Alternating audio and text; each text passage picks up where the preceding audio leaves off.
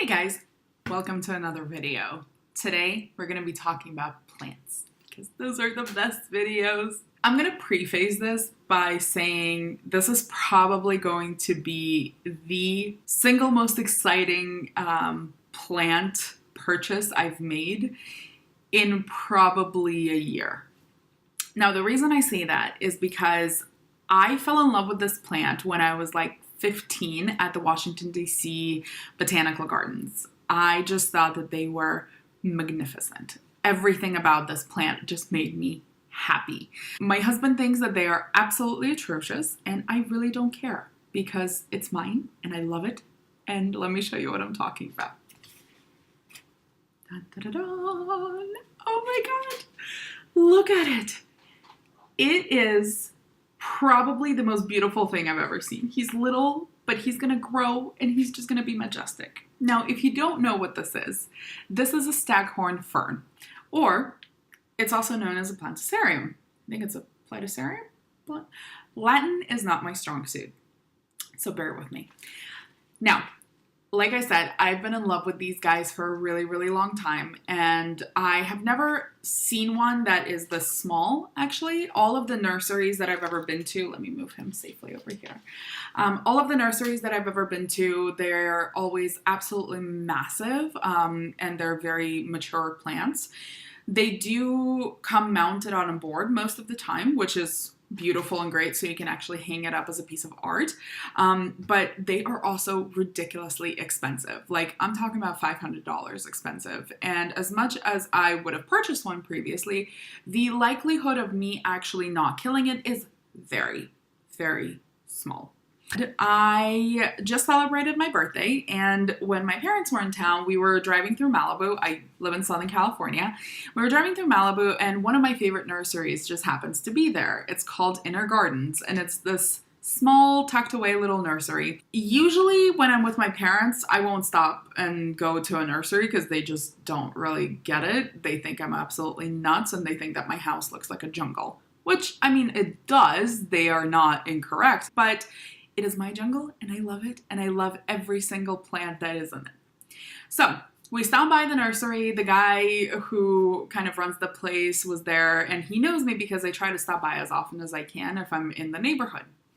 It's a really interesting nursery because they also have their own greenhouse, but it's kind of chaotic in a sense that they have plants just everywhere. Like, there's no like specific sections for things. Like, it makes sense to them, and that's all that matters, which in reality, that is all that matters. But they specialize in a lot of like landscaping plants, a lot of palm trees, things of that nature. And when I walked into the greenhouse, my mom was kind of looking at some of the orchids because they have these beautiful orchids there. And I think I actually physically screamed because I saw it out of the corner of my eye. Now, mind you, they have the big ones hanging up and they're amazing, but I didn't want something quite so large, and I also didn't want to spend, that much money on it. And so I saw this little leaf poking out, and I just bolted directly for it. I think I scared and confused pretty much everybody who was there. And I just like grabbed it with both of my hands, and I was like, you're gonna have to pry it. So I found this guy. I was like, oh my God, it's going to be so expensive. Like, it's just going to be like, something along the lines of like $50, like just for like that little dude. And so I'm standing there talking to the guy, and he was like, oh yeah, I don't know how much it costs, but let me like try to figure it out. And my mom came up and she was like, where do you want to go, have dinner for your birthday? And he was like, oh, is it your birthday? And I was like, yeah, it is. And he was just like, you know what? It's our gift to you. And I think I may have started tearing up, but I was like beside myself. Again, my family is there and they're just like at a loss for words of the craziness that they're witnessing. So now that story time is over, let's figure out what we're gonna do with this guy.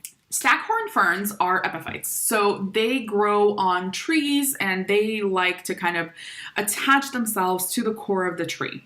Now, there's two parts to the actual fern.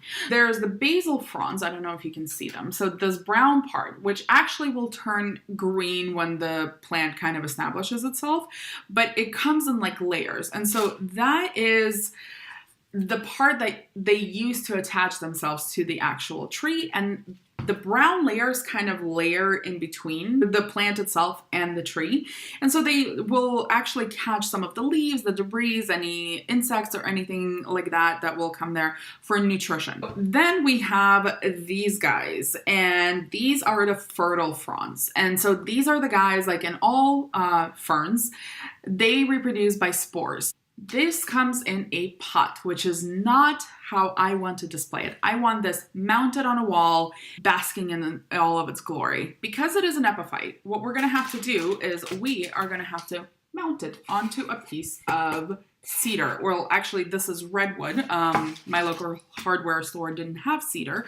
But the reason you want to use cedar is because it does not rot. Not at least at the same rate that like other trees like pine or birch would.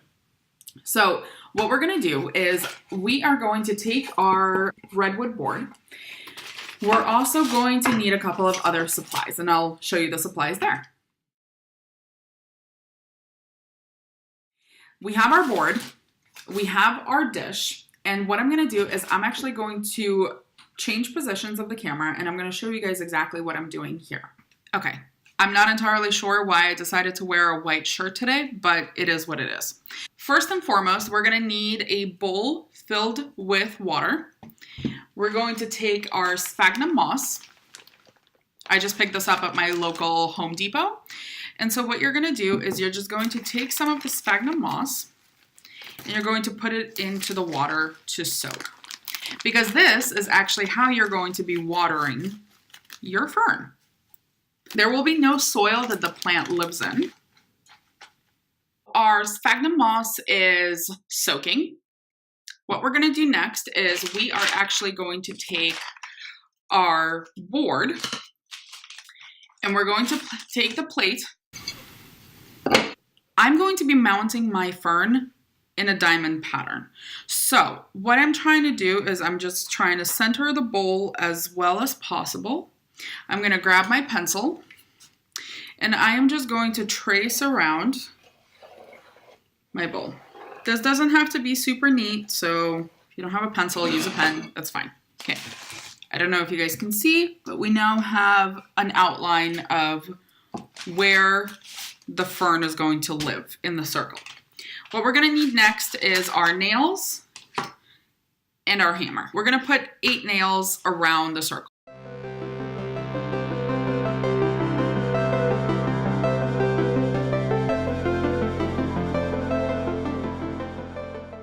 So now that we have all of our nails hammered about half of the way in, you want to leave a little bit of a space because that's where the next part comes in.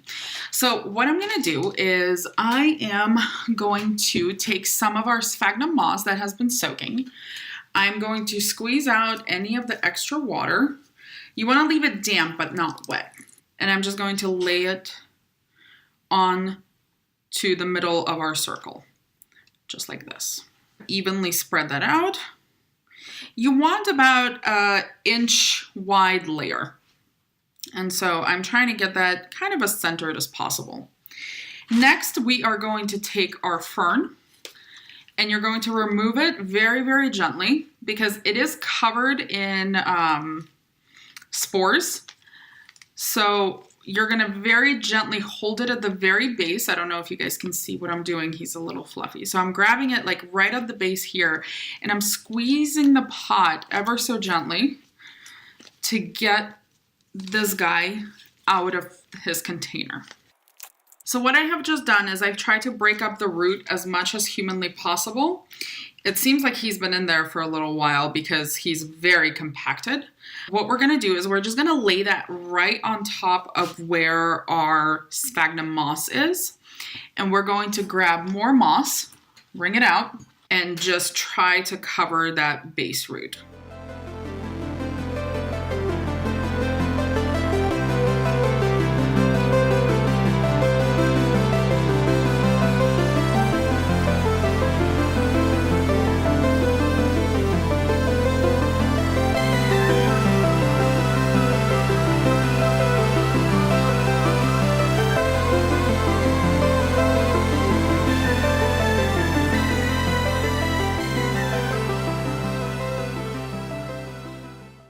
now that we have our fern nicely packed in the sphagnum, what we're going to do is we are going to take our thread.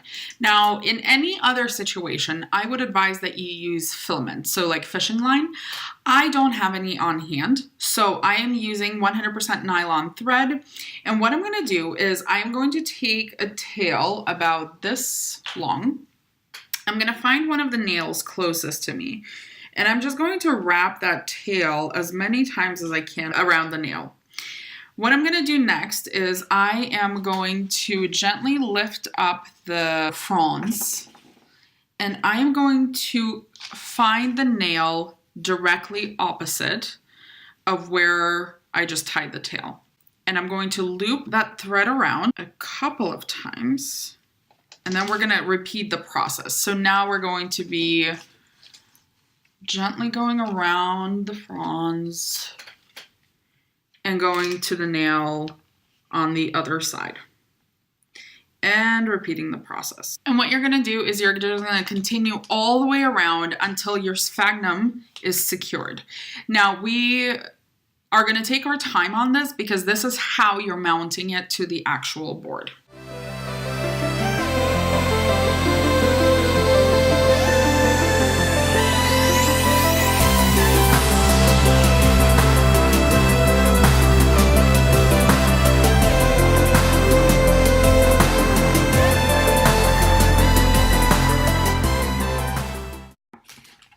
Now that we have the whole fern mounted, what I'm going to do next is I'm just going to put in 2 nails on the back of the board where I'm going to run a piece of wire. So give me 1 second. Okay, so as you can see, because I am hanging my board on a diagonal, I just put 2 nails right here. I'm going to take a piece of wire and I'm just going to make a knot on either side.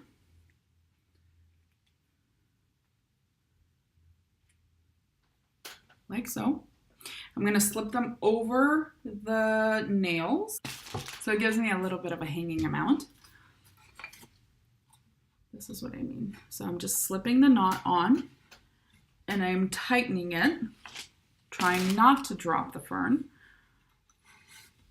I'm just tightening it around the nail and looping it around a couple more times. Repeating the process on the other side. And because the fern is going to be watered frequently, you want to make sure that it's a sturdy enough mechanism that is going to be holding it in the back to where you're not going to have to worry about whether or not it's going to hold up. And there we are. Look at him. So this is how I'm going to hang him. I love that all of the leaves are just a little bit different. So the way to water this guy is actually to take him off of wherever it is you have him hanging and to submerge him in water or give him a nice little hose down. Probably once a week should do, depending on the area that you live in. They do like for their moss that surrounds them or the trees to be rather humid and almost damp. That's kind of how they are able to spread their roots and really grab on. So for the first couple of months, I think I'm just gonna give him like a nice misting every couple of days, and then once a week do like a full soak. Look at how cute he is. I'm so excited. I hope you like the video. If you want to see more videos like this, make sure to hit that subscribe button right below and ring the notification bell. That way you always know when I post a new video, and you never know, more plants are coming. Don't tell my husband. See you guys.